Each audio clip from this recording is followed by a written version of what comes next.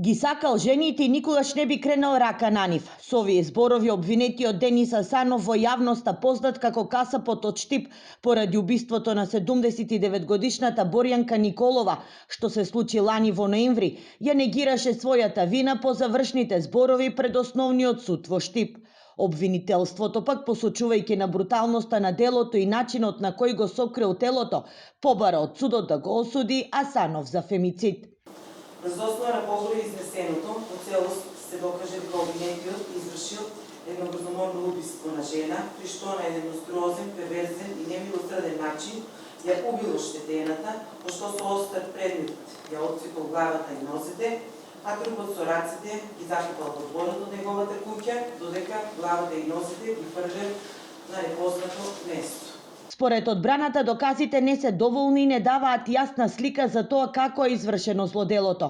Посочува дека поради тоа се отвара простор за сомнеш во вината на обвинетиот. Побара и домашен притвор и ослободителна пресуда за обвинетиот 74 годишен маж.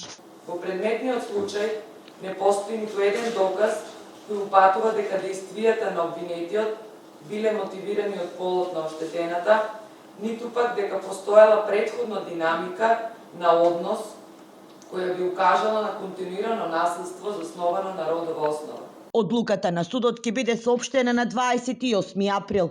Според обвинението, Борјанка Николова е убиена со остар предмет во куќата на Денис Асанов, пошто телото било расчленето, а делови се уште недостасуваат.